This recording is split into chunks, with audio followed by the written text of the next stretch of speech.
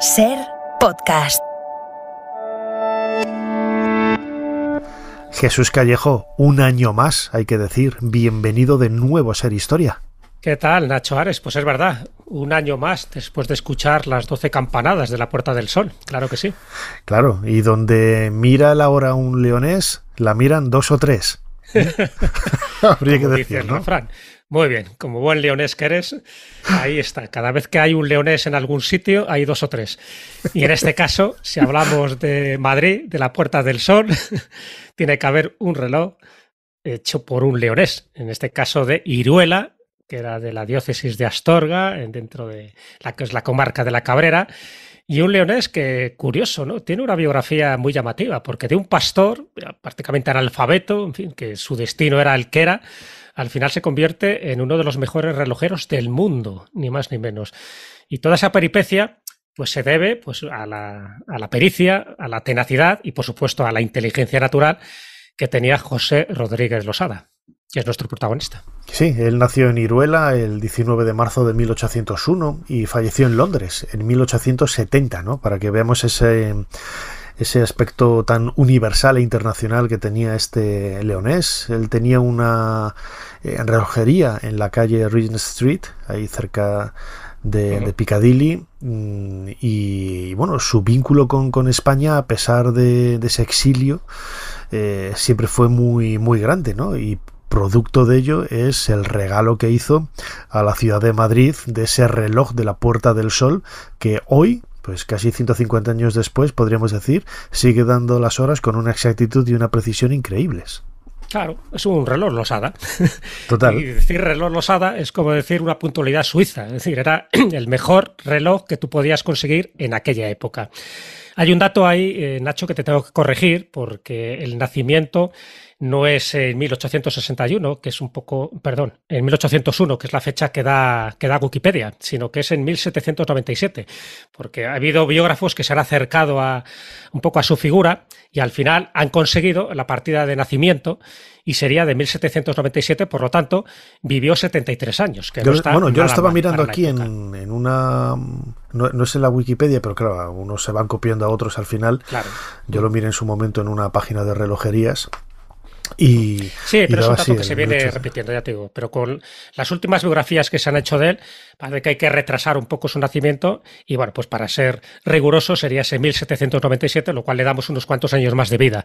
Pero es cierto que lo que tú decías, la importancia, la trascendencia que tuvo este hombre, no tanto en España, porque tuvo que huir muy pronto, ¿no? Por una serie de circunstancias que ahora comentaremos, pero sí la importancia que tuvo en Londres, ¿no? Cuando él se asienta en Londres, él no solo es el mejor relojero que había en aquella época, sino que además crea una tertulia de españoles de habla hispana, donde allí se juntan pues muchísimas personas liberales de aquel momento, porque a él le toca vivir esos procelosos años del absolutismo de Fernando VII y él, pues como tantos otros, se tiene que largar. Pero en esa tertulia sí que se junta todo tipo de personajes muy llamativos, es una tertulia cultural, se puede hablar de todo menos de política. Pues lo que habría que hacer, claro que sí. Lo que había que hablar, pero... Mira, un leonés inteligente, además.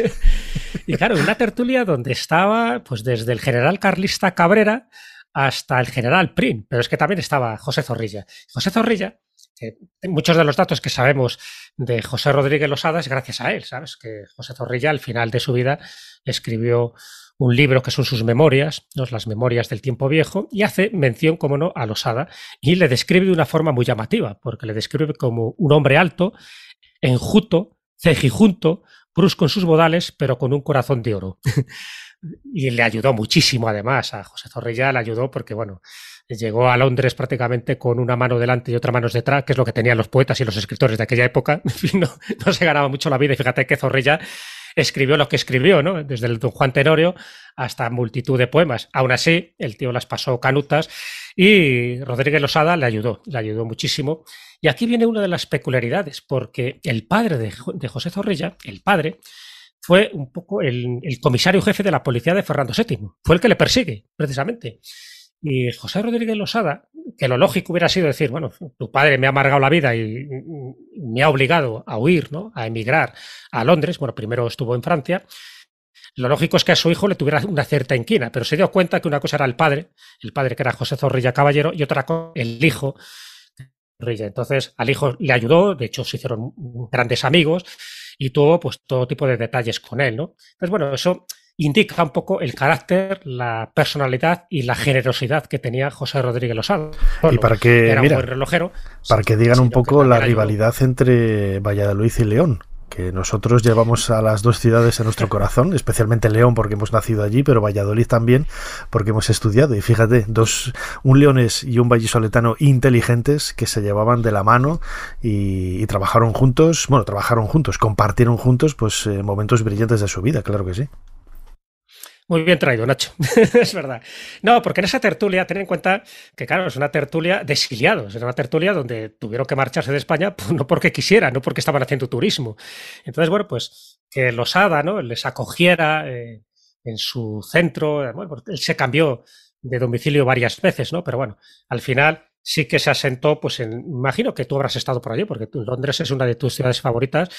Y él al final se asienta en Regent Street, que es donde además aparecía cuando tú comprabas un reloj Losada, en fin, como el marchamo, ¿no?, la calidad, tenía que aparecer esa inscripción, ¿no?, que tenía que poner JR Losada y luego la dirección, que era Regent Street. Y ahí sabías perfectamente que era de Losada.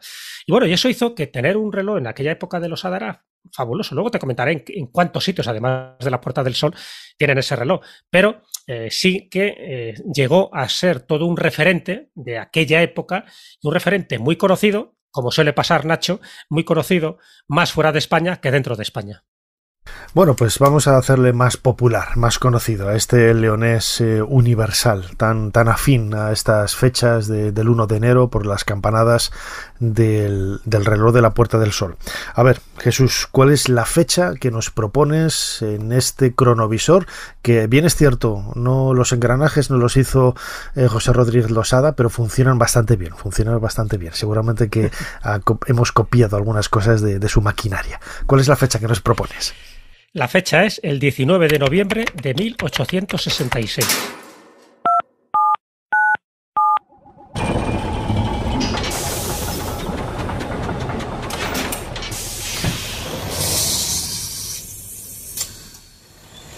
Adelante, pasen. Jesús Callejo les está esperando junto al cronovisor.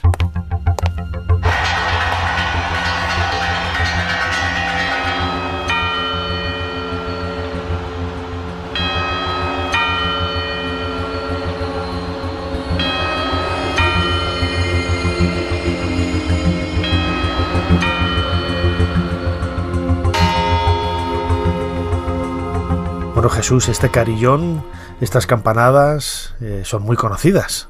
Imagino que estamos, lo estoy viendo, estamos en la Puerta del Sol. Estamos en la inauguración, claro, porque en algún momento esto se ha inaugurado. Entonces, bueno, qué mejor momento con nuestro cronovisor que ir al momento en el que se inaugura. ¿Por parte de quién? De la reina Isabel II.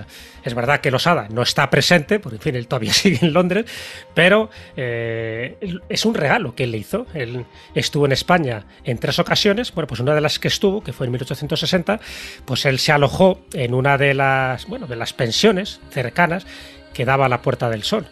Pensión hotel, el Hotel París, pues él se dio cuenta que efectivamente que el reloj que había en aquel momento dentro de lo que era el Ministerio de la Gobernación pues atrasaba muchísimo y él como relojero entiendo que le debía poner de los nervios.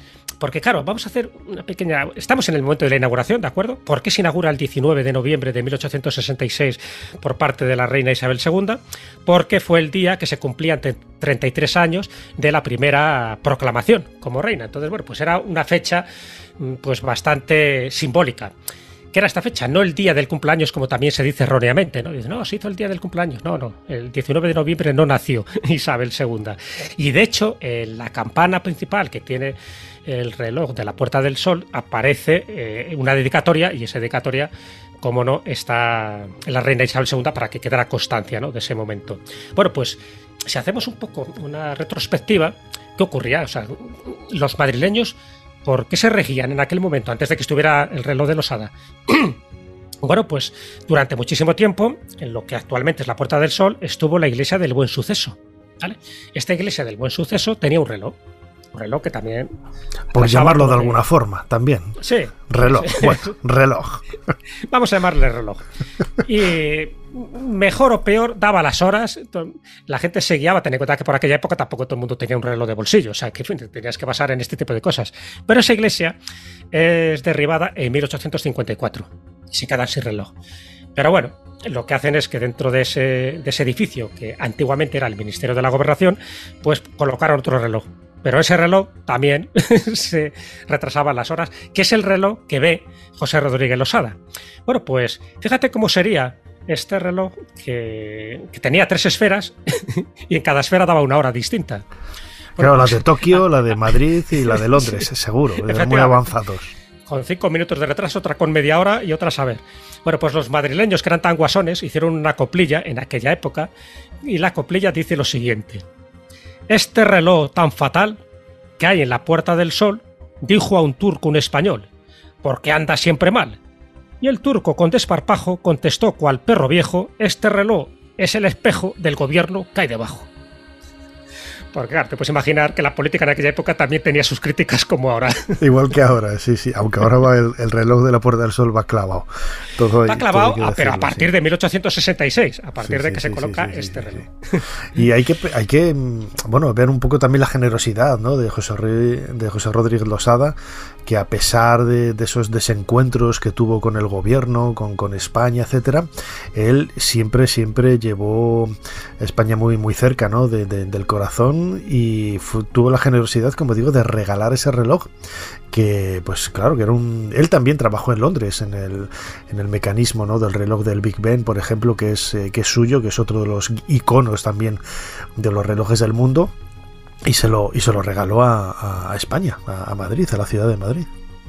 Sí, sí, que no tenía ninguna obligación de hacerlo. Es verdad que luego con Isabel II ya cambia el gobierno, en fin, ya se convierte en un gobierno liberal, ya había muerto Fernando VII, pero él no tenía ninguna obligación porque España nunca le reconoció. O sea, es decir, que él, cuando llega, evidentemente, él tenía todavía nostalgia de España. Ya digo que hace 3 viajes. Uno de los viajes lo hace a Iruela, como no, a su pueblo, pues un poco para ver a sus paisanos, porque él se marcha muy pronto de allí. Hay toda una leyenda urbana también alrededor de por qué se marcha, ¿no?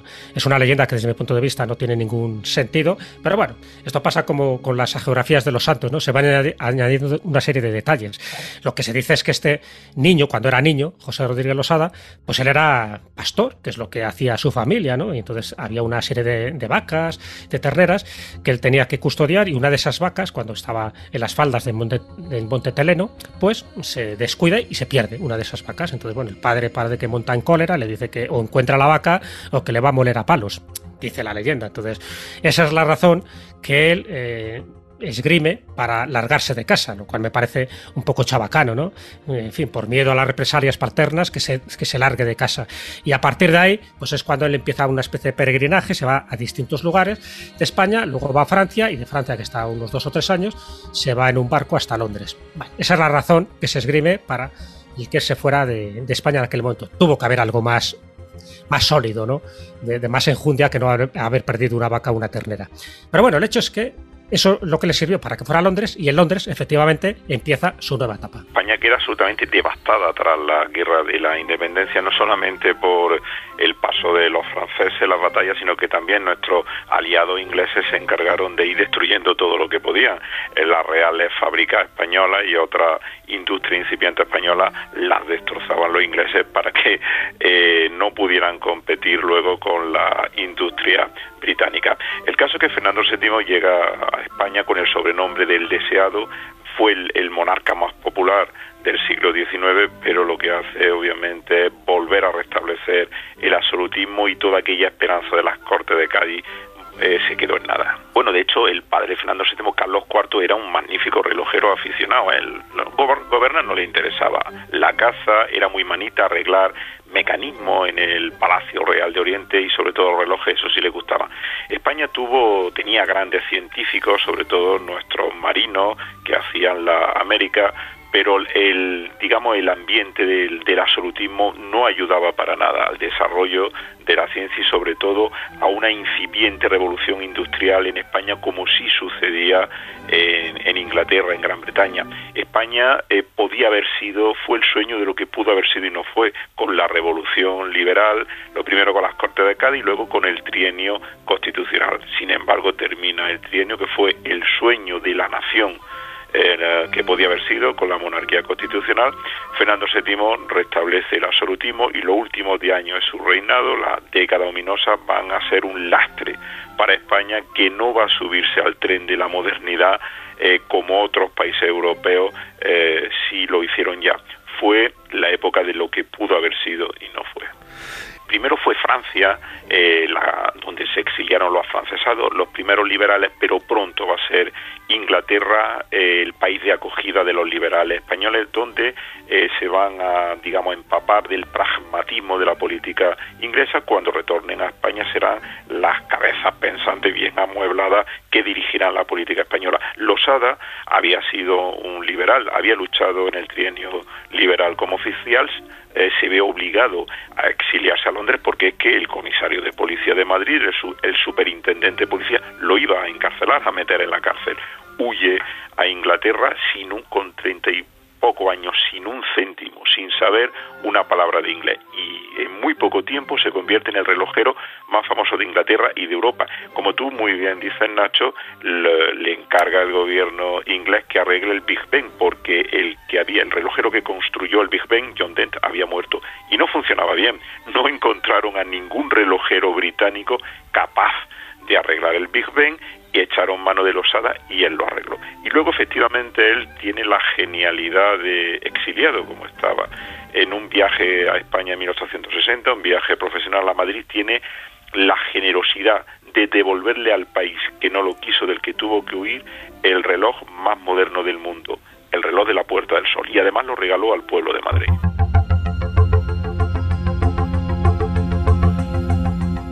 Hemos escuchado la voz de Emilio Lara, ¿no? Algunos de los aspectos biográficos de los primeros años de José Rodríguez Losada. Emilio Lara es autor de una novela titulada El relojero de la Puerta del Sol, donde precisamente nos habla de este leonés tan mecánico y tan exacto y tan preciso, habría que decir, ¿no? Jesús, siempre, ¿no? Esas tertulias en Londres tan inteligentes, en donde estaba prohibido hablar de política. Hoy habría prohibido hablar de política y de fútbol, seguramente, ¿no? Habría eliminado las dos. Sí, porque son los dos temas escabrosos. Totalmente. De hecho, en las cóbulas, una de las cosas que siempre decimos, podemos hablar de todo menos de política y de fútbol, porque digas lo que digas, de política me refiero actual, evidentemente. Si hablamos de Felipe II también es política, pero es otra historia, ¿no? Porque digas lo que digas, siempre hay alguien que se siente ofendidito. ¡Ay, mira lo que ha dicho! Mira, es del Real Madrid, es del Atleti, es del Barcelona. O si dices de algo de política, eres de derechas, eres de izquierdas, azules, rojos. Bueno, pues yo creo que en aquella época, que todavía los ánimos estaban, en fin, muy enardecidos, porque, al fin y al cabo, Fernando VII hizo, en fin, muchos desmanes y todavía había mucha gente muy dolida, y había muchos absolutistas, había mucha gente que todavía querían el antiguo régimen, y por supuesto ya sabes que no aceptaron muy bien a Isabel II, ¿no? Y sobre todo al principio con la minoría de edad. Pero bueno, es cierto que Rodríguez Losada, y esto es para mí uno de los puntos a favor de él, ¿no? A pesar de todo, él no tuvo ningún tipo de resquemor, no tuvo ningún tipo de venganza con España. Él regresa a España, él hace este reloj, fíjate, un reloj que le cuesta 4 años hacer, el de la Puerta del Sol, 4 años, y aún así lo regala, vamos, de mil amores, ¿no? Y de hecho, a partir de ese momento, el reloj de la Puerta del Sol se ha convertido en protagonista de muchas cosas, porque en 1916, por ejemplo, es cuando se empiezan a reunir todos los vecinos madrileños en Nochevieja en la Puerta del Sol. Así, a partir de ese momento, cuando se empieza un poco a hacer esa especie de lugar festivo, y sobre todo también con lo de las 12 uvas, porque lo de las 12 uvas no es una tradición tan antigua, es una tradición moderna. Es verdad que las uvas iban comiendo ya desde finales del siglo XIX, pero es a partir de 1909 con una producción, un excedente de uva que hubo en toda la zona de Elche y en otras zonas alicantinas. Se regalaron uvas por doquier y entonces pues todo el mundo dice, pues venga, pues me tomo una uva con cada campanada, lo cual se produjeron muchos atragantos, como te puedes imaginar. Porque eso de ir comiendo una uva, porque todavía las campanadas en aquella época iban más rápidas que van ahora, ¿no? Pero bueno, y al hecho, tú lo acabas de comentar también como un dato importante, Nacho. Él, cuando está en Londres, él arregla el Big Ben cuando se rompió. Entonces, no había nadie con la categoría suficiente, porque claro, se murió el que lo había fabricado, y una vez que se murió, el artífice, todo el mundo se quedó así como huérfano. Dice, ya, yo qué sé. Entonces llamaron a Rodríguez Losada y él lo arregló, y estamos hablando de 1853. O sea que estamos hablando de un personaje interesantísimo, porque no solo son estos dos relojes en los que él metió mano, uno lo creó de principio a fin, sino que hubo otros relojes que son muy famosos porque es de su autoría. Fíjate, él llegó a fabricar en su vida 6.000 relojes de bolsillo, 6.000. Él y evidentemente y un poco pues los ayudantes que él tenía, pero bueno, tenía su marca, ¿no? Esto era como Murillo, como Velázquez, es decir, también tenía ayudantes, pero si ponías la firma de Velázquez de Murillo ya era un Murillo. Pues aquí pasaba lo mismo, esto era un Losada, ¿no? Efectivamente. Y muchos de esos relojes, en fin, se rifaban y eran caros en aquella época, eran muy caros. De hecho, él hizo bastantes cronómetros para la Marina Española, porque él al final fue reconocido, como todo pasa en la vida, ¿no? Al final se le convirtió en relojero de cámara de la reina Isabel II, se le hizo caballero de la Orden de Acero, y evidentemente él creó muchos cronómetros. Los cronómetros eran muy importantes en aquella época, sobre todo para la Marina, porque él trabajó para la Marina Española, porque los cronómetros, entre otras cosas, servían para determinar la longitud cuando tú estabas en alta mar, ¿no? Entonces, cosa que la longitud ya sabes que no se llega a establecer de una forma más precisa hasta el siglo XVIII. La latitud sí se conocía, pero no tanto la longitud. Los cronómetros eran fundamentales. De hecho, le entrega un cronómetro de bolsillo al almirante Méndez Núñez, que se puede ver en el Museo Naval de Madrid. Y bueno, pues él, ya te digo, entre regalos que hace y las ventas que hace de sus relojes, te puedo decir, y aquí tengo una pequeña lista, por ejemplo, el reloj de la Farola de Jerez de la Frontera, en Cádiz, es suyo. El de la Catedral de Caracas es suyo. El de la Catedral de Málaga fue suyo. Y digo fue suyo porque la Manquita, como así se la llama, la Catedral de Málaga, tuvo ese reloj hasta 1973, que no sé por qué, en fin, algún lumbreras de la época sustituyó el reloj de Losada por otro. Claro, desde que lo sustituyó ya no da la hora exacta. Entonces, no sé por qué razones. Alguna comisión habría por ahí. Una compraventa con una comisión. En el año 1973, vamos, y además que lo había comprado el Marqués de Larios, o sea, que el que tenía pasta para comprar un reloj de esas características.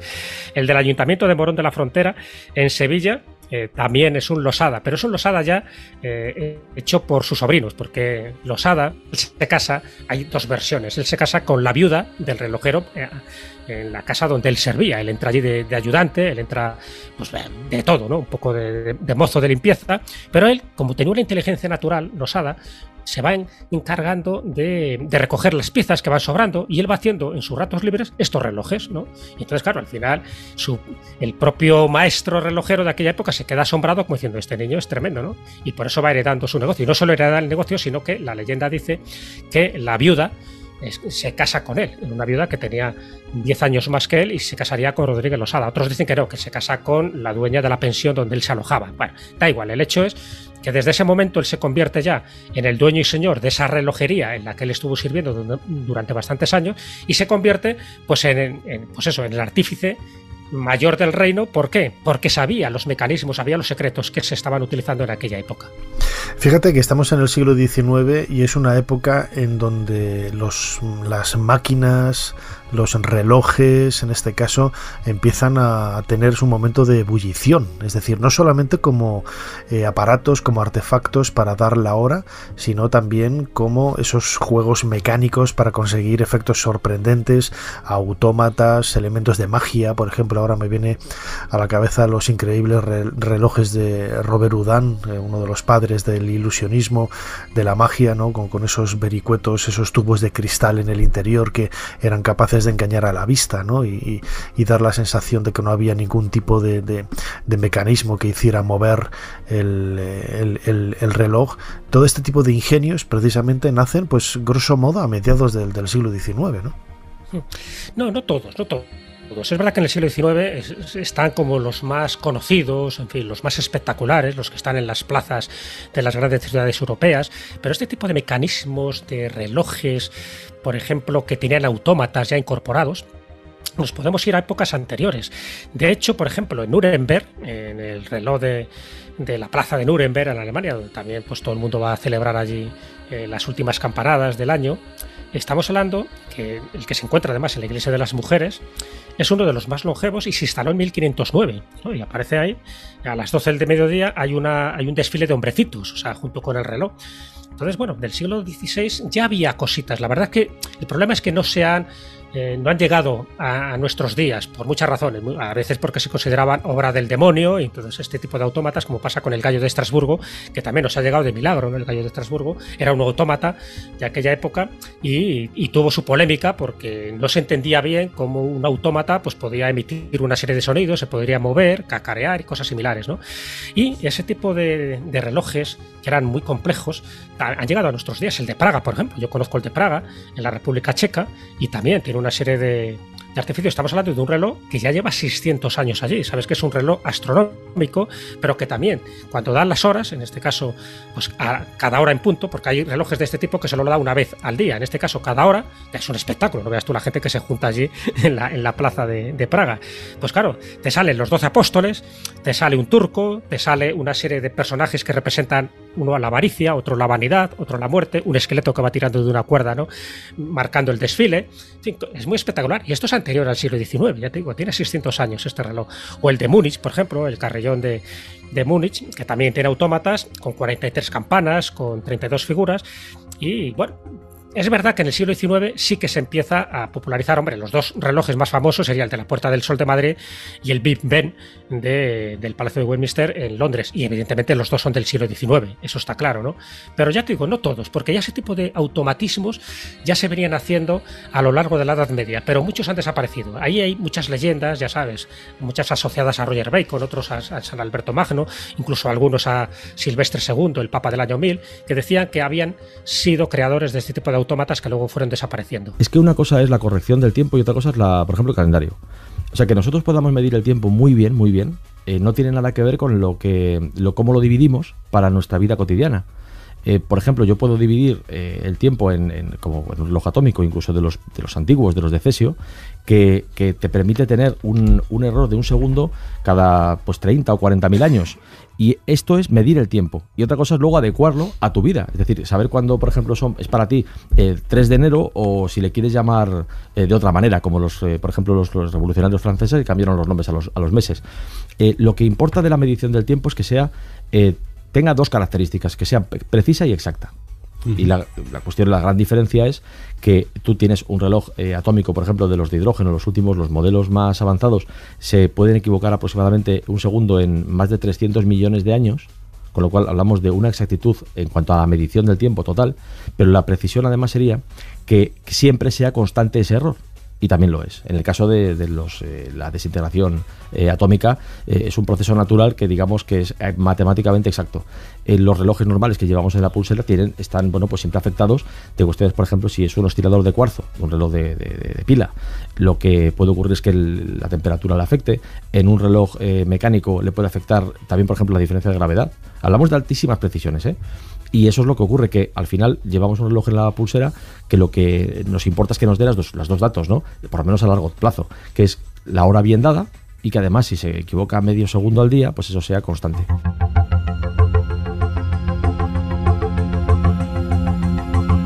Escuchábamos a David Zurdo, divulgador científico, buen amigo de este programa, y que nos hablaba un poco de esa obsesión casi del ser humano por la medición del tiempo, cada vez de una forma más exacta, cada vez de una forma más precisa, utilizando medios y métodos que en ocasiones van más allá de los engranajes de una máquina, ¿no? de un artefacto. y se han conseguido pues lo que prácticamente todos tenemos ahora en nuestras manos, ¿no? Con los teléfonos móviles, los celulares, que dan una hora muy precisa al estar conectados a un satélite a través de un chip y que no necesitan más mecanismos en su interior. Jesús, decías, ¿no?, que José Rodríguez Losada, este relojero leonés, el autor del reloj de la Puerta del Sol y el reparador y hacedor del éxito, ¿no?, del Big Ben, del mecanismo del Big Ben en la Torre de Londres, en la torre del reloj de Londres. Él llegó a hacer 6.000, ¿no?, relojes de mano, que en aquella época era una brutalidad. Hoy es lo que fabrica en media hora quizás cualquier compañía grande de relojes, ¿no? Pero no era lo más común tener un reloj en la pulsera, en la mano, en el bolsillo, ¿no? En la pulsera ni se había diseñado, ni se habían inventado, ¿no? Llevarlo en el bolsillo, de la importancia que tenía poder tener un reloj preciso para medir el tiempo. Sí, solo lo tenía la gente pudiente, te puedes imaginar, ¿no? Dentro de la corte, pues el que era marqués, el que era conde y por supuesto pues aquellos que tenían pues un dinero suficiente para comprar un reloj de estos. Por eso es muy difícil que alguien particular, hombre, antes he hablado de un almirante, ¿no? Del almirante Méndez Núñez, pero claro, evidentemente él tenía dinero para comprarse esto, ¿no? Y al final, fíjate, ha sido donado y ahora se puede ver en ese museo naval. Pero lo normal es que fueran instituciones el que lo compraba. Yo, por ejemplo, tengo el dato de lo que le costó al Ayuntamiento de Morón de la Frontera cuando compraron un reloj de Losada. Y les costó 3.000 pesetas del año 1878. Fíjate, te estoy hablando del año 1878, que Losada ya había muerto. Pero es que cuando muere Losada, continúa el negocio. Losada muere sin hijos. Ahí hay un problema para que el negocio continúe. Si tú mueres sin hijos, pues en fin, incluso aunque tuvieras hijos, no quiere decir que vayan a seguir el negocio de sus padres. Pero él muere sin hijos porque cuando se casa con su mujer, con esta viuda, la viuda ya tiene 51 años en aquel momento. Te puedes imaginar que no estaba ya para procrear. Entonces, al morir sin hijos, ¿quién hereda todo este tipo de cosas? ¿Quién hereda la gran fortuna? Y una fortuna de 30.000 libras esterlinas. Entonces la heredan sus hermanas, la heredan sus sobrinos, la hereda su médico personal y también sus sirvientes. Pero el que lleva el negocio, el que continúa el negocio, es los sobrinos, que son los que tenían más habilidades para este tipo de mecanismos. Y en 1863... cuando ya muere, en 1873, uno de los sobrinos es el que hereda este negocio, porque él muere en 1870, y entonces se quedan un poco como diciendo, ¿qué hacemos aquí?